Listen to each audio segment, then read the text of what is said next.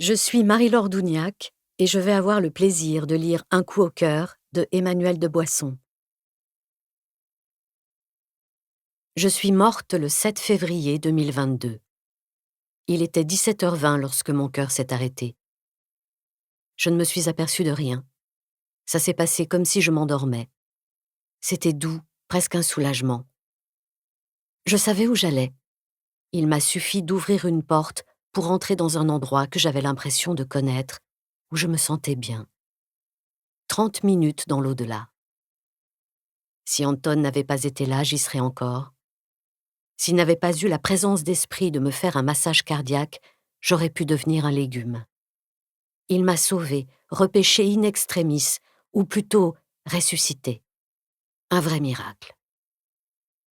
C'était un lundi, jour de la réunion culture du journal, mais ce funeste lundi, sa rédactrice en chef lui avait commandé une nécro de Jean-Pierre Grédy, auteur de pièces de boulevard dont le décès à 101 ans venait d'être annoncé, et il a préféré l'écrire à la maison. C'est donc grâce à un mort que je suis vivante. Installé à la table du salon où s'entassent livres et magazines, Anton a relu sa nécro avant de l'envoyer pile en temps voulu à 15h. Ensuite, il aurait pu faire une course pour le dîner ou aller chercher un livre dans son studio à 2 pas de chez moi. S'il était sorti, à son retour, il aurait trouvé un cadavre. Bizarrement, je ne garde aucun souvenir des heures qui ont précédé mon arrêt cardiaque. Il a fallu que j'interroge Anton plusieurs fois pour savoir ce qui s'était passé. Au début, traumatisé par ce qu'il qualifiait de scène de guerre, il n'avait pas envie d'en parler. J'ai appris les choses petit à petit et mené mon enquête afin de reconstituer les faits. À 14h30, comme l'atteste un SMS sur mon portable, je vais prendre un café aux officiers, un bistrot près de chez moi, avec Benjamin, un jeune éditeur. En rentrant, je raconte ce rendez-vous à Anton et me plains d'avoir mal au dos.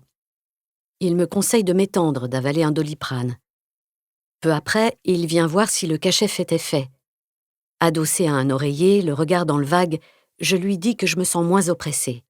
« J'espère que ça va aller. J'ai pas envie de me taper une deuxième nécro dans la journée, » plaisante-t-il. Après s'être plongé dans Ulysse de Joyce, son roman préféré, il réapparaît. Cette fois, j'ai changé de couleur. Le teint blafard, je lui avoue d'une voix pâteuse que j'ai envie de vomir et lui demande un sac en plastique. Il se rappelle alors une scène de roman où une femme qui souffre de nausées est victime d'un infarctus. L'espace d'un instant, il hésite à m'emmener chez le généraliste dont le cabinet se trouve dans l'immeuble voisin. Devant ma tête de déterré et ma respiration haletante, il décide d'appeler le SAMU. Pendant qu'il est en ligne, je saisis son téléphone et raccroche en décrétant « Je ne veux pas aller aux urgences, on attend des heures ». Là encore, je ne me souviens de rien, mais cette réaction ne m'étonne guère. Avant mon séjour à Cochin, je détestais les hôpitaux. L'odeur de l'éther me faisait tourner de l'œil. Anton s'empresse de refaire le 15. La même voix rassurante en ligne.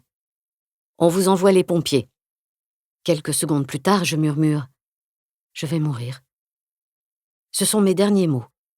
Après, tout s'accélère. Pas le temps de lui dire adieu, ni d'agoniser, ni de voir ma vie défiler. Les yeux clos, je suffoque, bave, pousse des râles, perds connaissance. Peu dégoûté, Anton n'a qu'une idée en tête, me sauver.